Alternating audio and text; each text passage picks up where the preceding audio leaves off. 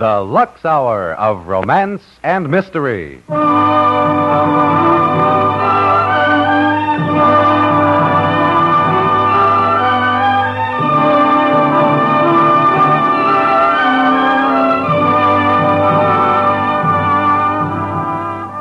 Lever Brothers Company, makers of Lux Toilet Soap, the complexion care that can give you refreshing new beauty, presents for your entertainment an hour of romance and mystery.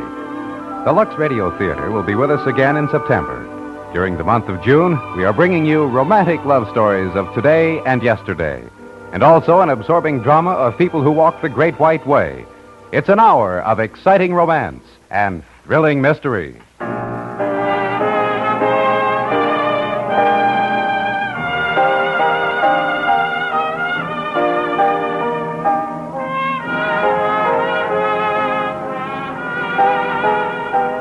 Romance, bringing you unforgettable stories of love and romance. Tonight, the makers of Lux Toilet Soap present Michael Foster's unusual love story, Madam 44.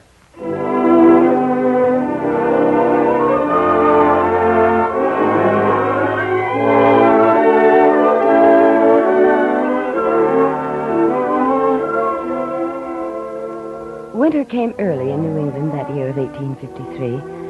I remember the 1st of November was a remarkable dark day, and Mother and I had tea with the candles already lit. Mother busied herself feather-stitching a crazy quilt, while I just sat and sipped my tea. I was thinking of the sea tracks of the great California clipper, laden with gold, slamming down to the Horn. I'm sure you've done most wisely, Prudence, to come back home to your proper surroundings. I hope so, Mother. After all, San Francisco is scarcely a suitable place for a young woman of culture and refinement. Yes, Mother. Oh, I've had my moments of worry about you, Prudence. I tried to be good, Mother. I'm sure you were. Oh, it's such a pity we must always be poor and that you must teach school. But such nice women teach school. Of course, my dear, but still my greatest regret since your father died is that we can't afford teachers for the cultivation of your singing voice. I'm just as glad my voice was never trained. You don't mean that, of course. It doesn't matter now. Oh, I meant to tell you, Prudence. I've promised that you shall address the Athenaeum Club at our next meeting. Mother, you didn't. Of course I did. The ladies will be most interested to hear of your experiences teaching school in that rude wilderness. Yes, I'm sure they would. And Prudence, if by chance you heard some talk of life in the gold camps, you may touch upon it. It will give a bit of spice to your lecture. You really think I should, Mother? Certainly. After all, the Athenaeum Club is founded upon broad-mindedness. For example, we freely discuss the plight of orphans on the streets of New York. And we've even mentioned such matters as fallen women and actresses. We view the world as it is. That's wonderful, Mother. And Prudence. Yes? The president of the Athenaeum Club is Mrs. Matchett. Oh, she is? Oh, you don't fool your mother 1 minute. You're still in love with him, aren't you? No, Mother, Nonsense. You've been in love with Hugo Matchett ever since you were a little girl. That seems a long time ago. Anyway, Hugo has always been much too elegant to look at me. You're as good as he is, Prudence. Just because he's rich with his father's bank and all doesn't mean a thing. Oh, but I'm afraid it does, Mother. Perhaps being rich is just what made him seem so aloof and romantic-looking. And it's also made it impossible for him ever to do more than nod at me. Wait till he sees you now. You've changed in those 3 years, Prudence. You've become, well, a woman. Oh, Mother, you're such a dear. Excuse me now. I think I'll go for a walk. Don't go too far. It's quite dark this afternoon. I shan't. Perhaps as far as the post office. And bundle up well, dear. You aren't accustomed to this New England weather, you know.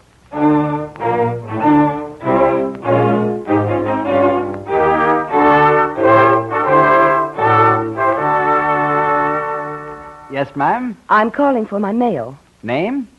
Prudence Ledyard. Well, now, let me see. There was something here. You say you'd be blowing a whetstone, I bet you, if I couldn't find it. Here it is. Miss Prudence Ledyard, Quincy, Massachusetts. It's from the Wells Fargo Company. Must be important. May I have it, please? Oh, certainly, Miss Ledyard. Here you are. You a stranger here? No, I've been away, that's all. Well, why, Hugo. Good morning, Prudence. How are you, Hugo? I'm quite well, thank you. You know you're the first person I've seen since my return home. I've been in California. Yes, I believe someone mentioned yesterday that you had come back. Yes. California must have been very interesting. I believe that commercially it has a great future. Well, it's been pleasant to see you again, Prudence. Good day. Good day, Hugo. So, it was hopeless. Again, after all. I walked home slowly, thinking it would have been better had I stayed in California. And I would have, except for Hugo. Of course, I had known it was hopeless ever since I was 16. And now it was even more foolish of me clinging to a childhood dream. Or so I thought. Until a week later, when Mother rushed into my room one afternoon. Oh, there you are, Prudence. Thank heaven. Your dress. Get downstairs quickly. Mother, what in heaven's name? Hugo, match it, Prudence. He's come to call. Hugo. Here? He's sitting right in our parlor waiting to see you. Oh, all right. I'll go down.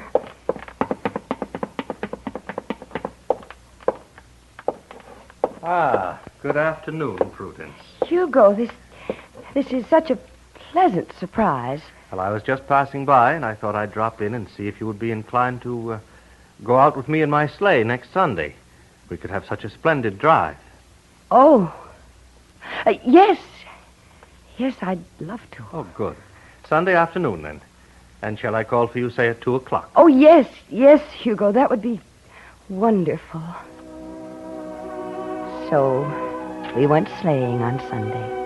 And the ice on the twigs of the bare trees was like flowers. And Hugo talked of his job running the bank, while I watched his haughty, poetic profile and thought how wonderful this was after all these years. But on the way home, I thought, why so suddenly? However, I forgot in the days that followed, for Hugo was a frequent caller, and I grew proud. Until one day I came home from a walk. Mother was sitting in the parlor.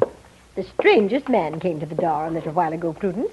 A gentleman, I'm sure, but in such seedy finery. However, quite sober. Else I should not have said my good man go round to the back door. I'm very careful about tramps, you know. And what did you give him, Mother? Well, I told him how poor we are, but that if he split a full cord of our hard maple, I'd give him a sandwich. He seemed grateful, but rather strange. Green-blue eyes. You're very observing of tramps. He's a tall, strong-looking man, quite handsome. And he had the reddest hair I've ever seen. Mother. Green eyes, red hair. Oh, no. Well, where are you going, Prudence? Excuse me, Mother.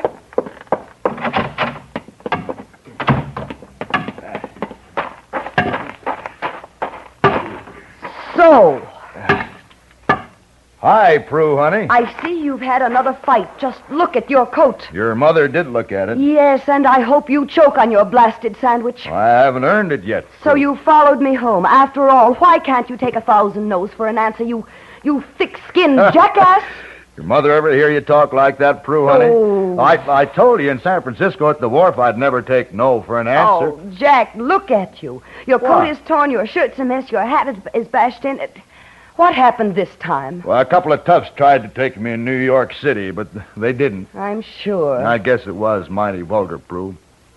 What else you want to know? How did you get here so soon? Well, honey, when your ship sailed, I bought me a ticket for the next one, but I got off and I cut across Panama on a mule. It was a terrible trip. But it didn't stop you. No, then I bought me a ship of my own and had them sail it to New York City. Still quite the bonanza lad, aren't you? Slinging your gold around. By the way, where's your money, Prue? Why are you living like this? My money is with Wells Fargo. How could I explain $500,000 to the good people of Quincy, you idiot? You mean nobody knows you're rich? Of course not. What would they think? Oh. A school teacher with $500,000? Oh. I got it. You marry me, and they'll think it's all my money. I wouldn't marry you, Jack McCauley, if you were the richest man in California. Well, I'm about the third richest. Who cares? Tell me, are you going to be a rowdy barroom fighter all your life? Not after you marry me. I aim for carpet slippers. Of course, I'll take you to Europe on a little honeymoon first. Oh, I can just imagine our cultural progress from one ancient city to another. Especially if you should lose your temper and wreck a hotel like you did in San Francisco. Oh, don't look so surprised. Don't think I didn't hear about it. Well, that was after one of the times you said you'd never see me again. Anyway, I bought the danged hotel next day, so that made it all right. Jack, I dislike you very much for coming here just now. You still own that hotel? Well, I guess so. I turned it over to a friend of mine to run. A good boy, temporarily down on his luck. You'll die poor. Prue, honey, without you, I'm poor indeed. How poetical for a tramp. I was poor when I met you. Remember? You were poor. I was living on a schoolteacher's wage. And eating chili beans for Nikola Joe's. You know, you caught my eye the minute I walked in there. You looked so prim and proper-like. I just couldn't help going over to you.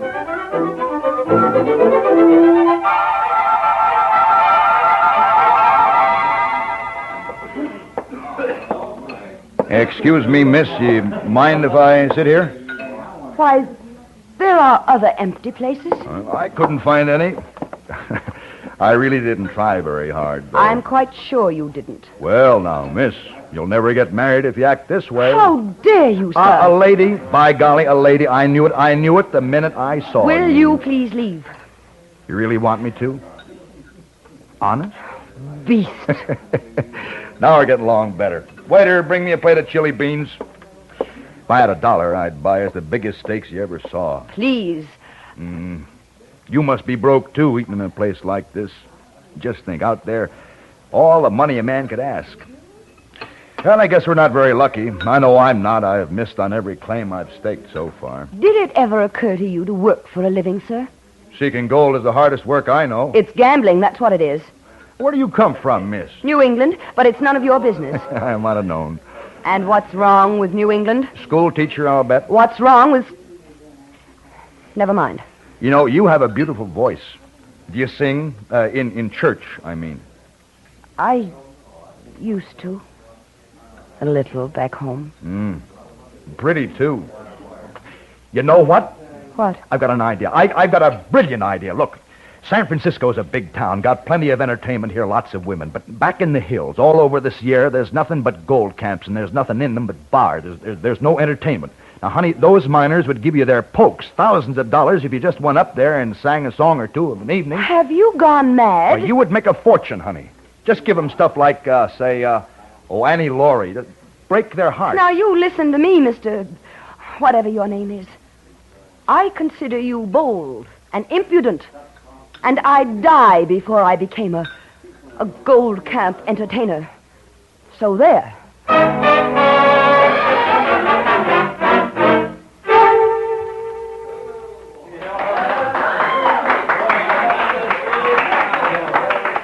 Prue, honey, that was marvelous. You were great. Just great. I'm sure.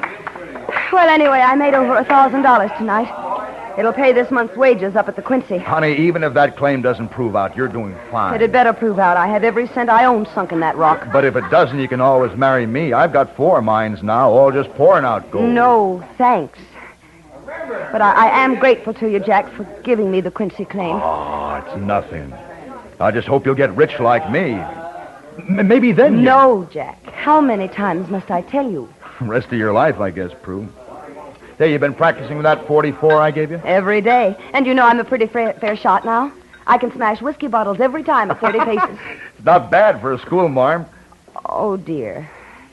Why did you have to remind me? Now, don't worry about it, honey. You're doing great. Well, I started it. I'll see it through. Good girl. Good night, Jack. I've got to get up early. I'm riding up to the claim first thing in the morning. Take care of yourself. Don't you worry about me.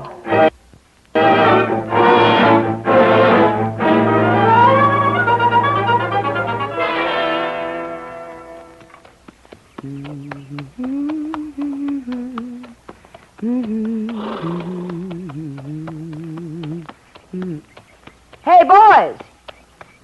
Greg? Hank? Prudence, where are you? Prudence, huh? Hello, Prudence. Who are you? My name's Gravis.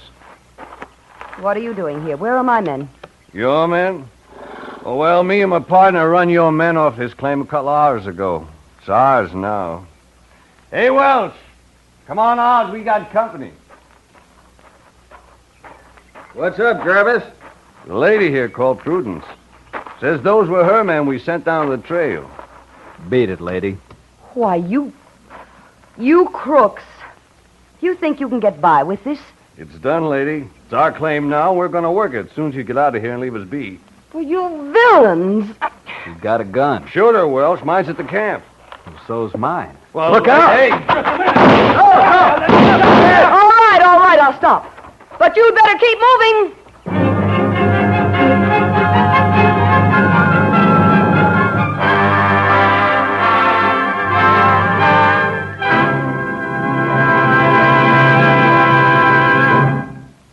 Would you like to win $10,000 free of taxes? Then hurry. Enter Lux Toilet Soap's $50,000 contest right away. You don't have a minute to lose. The contest closes in just 6 more days. Yes, you have only 6 more days to write the 10 lucky words that can win you $10,000. Lux will give you enough extra money to pay all federal and state taxes on that terrific first prize.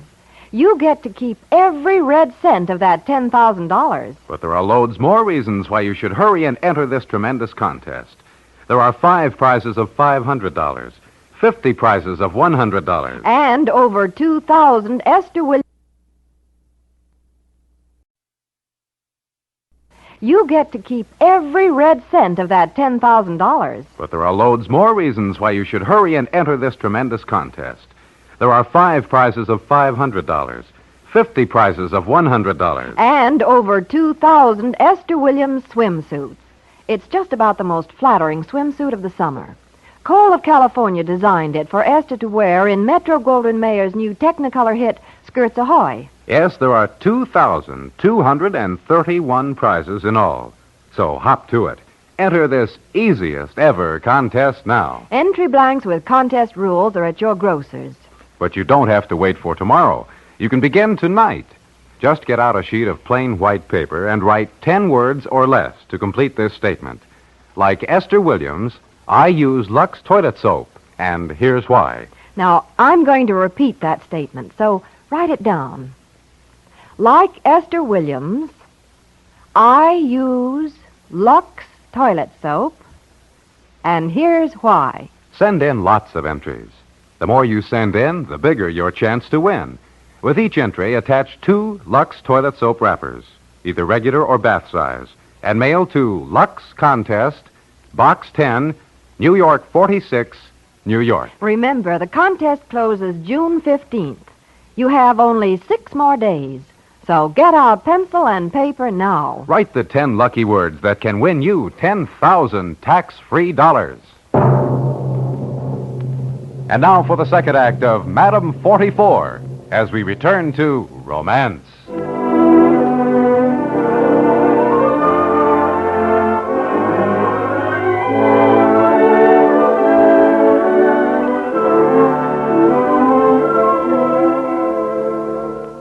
Gentlewomen from Quincy, Massachusetts just didn't fight burly, greasy men for the rough gold of the earth. Nor did they get their start as public entertainers in the Sierra mining camps. And now Jack Macaulay, one of the richest and toughest men of the California Gold Creeks, had followed me home.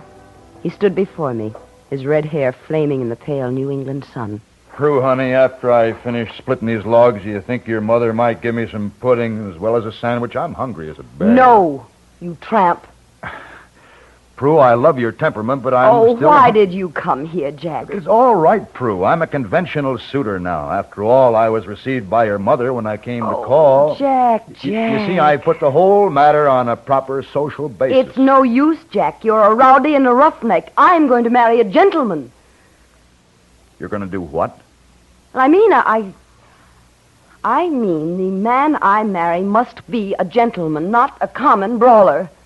But, Prue, I'm worth... And don't tell me how rich you are. I'm rich, too, you know. You just finish splitting that cord of maple, eat your sandwich, and go back to your rising in New York City. All right, Prue, honey. But you will ask your mother about that pudding. Oh...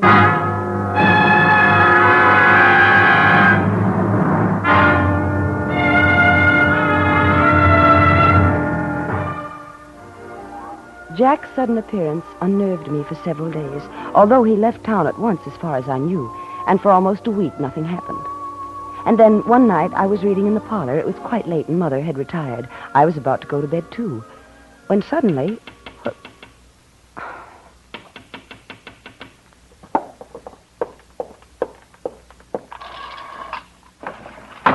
Jack, what in the name of heaven are Prue, you... honey, I've got to talk to you. I think you're in trouble. Trouble?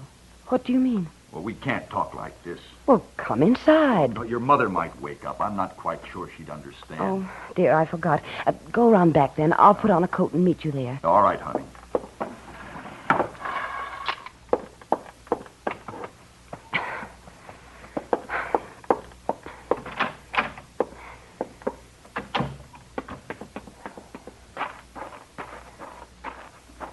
You look awful pretty tonight. Never mind that. What's this talk about trouble? Of course, you'd look even prettier dressed in your good clothes. Now, see here, Jack. I'm in no mood for your nonsense.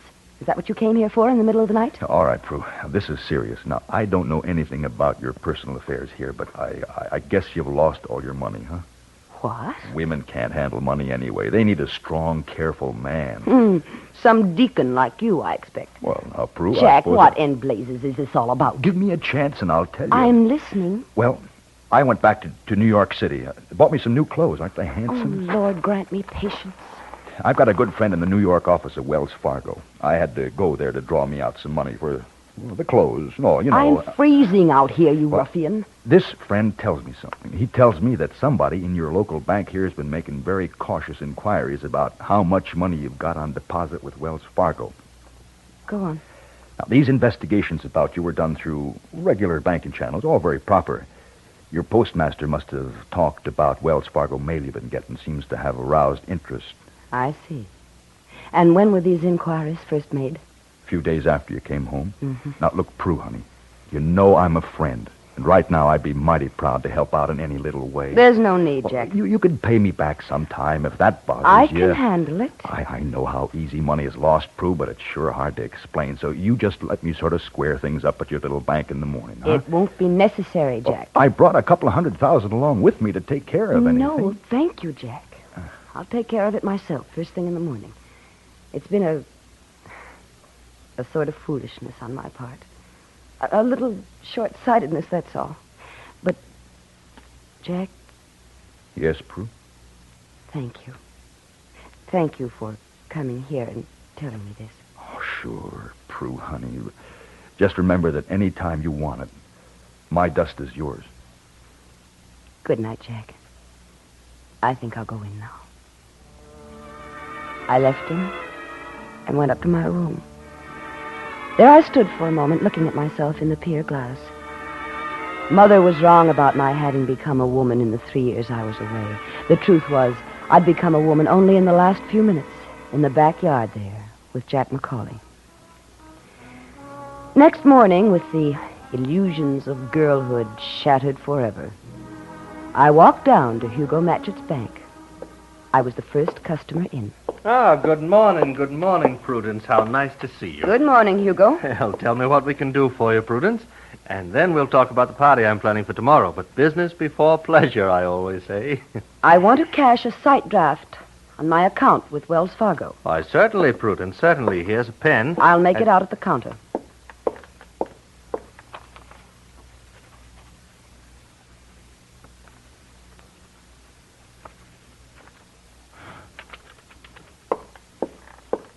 Here you are. $100,000. I hope it isn't too much for you to handle, Hugo. Why, of course not, Prudence. We can take care of this. For you? For me? What do you mean for me, Hugo? Well, I know that you're... That is, I mean, it's... You mean you can trust me? Is that what you're trying to say, Hugo? Yes, that's it, of course. Or is it something more than that, Hugo? Is it perhaps you know the draft is good? Why, Prudence, of course it is if you say it is. But, Hugo, you know I've always been rather poor. Yes, that's true, but I'd do anything for you, Prudence. Hugo, until just recently, you've never paid the slightest attention to me. Why is it you're suddenly so eager? Why, because you're a very pretty girl, Prudence, and a fine girl. I guess I just never noticed before. Which did you notice first, Hugo? Me or my mail from Wells Fargo? Now, I don't know what you mean. Then I shall tell you. The clerk at the post office seems to have been impressed by my mail. He mentioned it around town, and you heard about it. I expect you were impressed, too. Weren't you, Hugo? Well, I'll save you lying to me, Hugo. I am worth $500,000, as you found out. I am richer than you will ever be, Hugo. Of course, if you married me, and you would marry me, wouldn't you, Hugo? Well, now, Prudence, yes. I've been waiting for the proper time to mention it. Oh, Hugo, you're such a ninny. And to think I've wanted you all these years. Well, I guess I've been a ninny, too. There, well, I don't want the money. Now, Prudence, let me explain. Don't bother, Hugo. It's of no importance. Good day.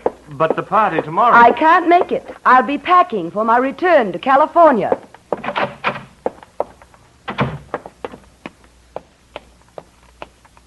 Everything all right, Prue, honey? Hello, Jack. Yes, everything's in order now. There's nothing I can do, then? Well, yes, there is. You're such a thoughtful fellow, Jack, so full of information. I expect you know when the next ship is sailing. Prue, honey, I never could keep up with you. You won't have any trouble from now on, Jack McCauley. Would you mind getting our tickets? Our tickets? Yes, Jack. Sure. Honey, there's a packet ship sailing Monday for France. I'm not talking about Europe, Jack. California. California? But we've got to tell my mother something. We've got to explain somehow. Leave that to me, Prue. Let's start walking home now. The good people of Quincy are staring at us. Indeed. Kiss me, Jack. Now, take my hand. Jack? Yes? Shall I explain why I've treated you so badly all this time? Why bother? Who remembers the digging after you struck gold? Oh, Jack. But what are we going to tell Mother? Well, I'm going to tell her about an acre of ground I went and bought me in San Francisco last year from a good boy temporarily down in his lot. We'll build a big gray stone house on it. But how will she ever understand? Well, she's a woman, isn't she? She'll understand. My life will be complete when I see your mother cracking a bottle of champagne. Oh, dear. But, Prue, honey. Yes? Do you think she'll object to me? I don't know. First, let's find out if she objects to me.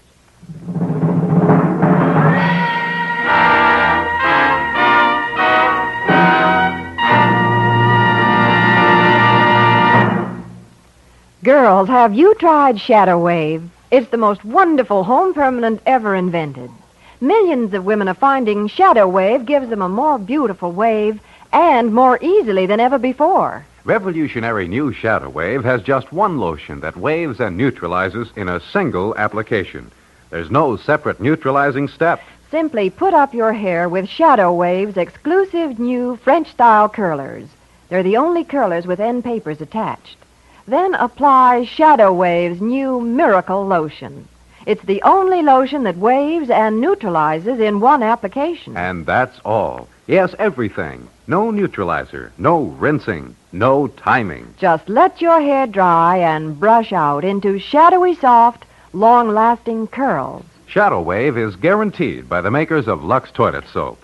Guaranteed to give you the most beautiful, the easiest wave you've ever had, or your money back. Try Shadow Wave tomorrow.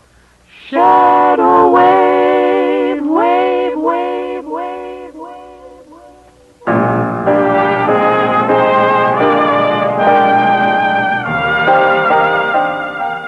Romance is produced and directed by Norman MacDonald and brings you the greatest love stories of today and yesterday. Tonight you have heard Madam 44 by Michael Foster, specially adapted for romance by John Meston, starring Joan Banks with John Daner. Featured in the cast were Jeanette Nolan, Larry Dobkin, Harry Bartell, and Paul Dubov. Musical supervision is by Earl Towner. Next week, Lux Toilet Soap, the complexion care that can give you refreshing, lasting new beauty, will bring you another story for your entertainment. Hugh Cave's unusual romance, Murder Island. The Lux Hour of Romance and Mystery will continue in just a moment with Broadway's My Beat and the story of violence dressed in a bridal gown. But first, a brief pause for station identification. This is the CBS Radio Network.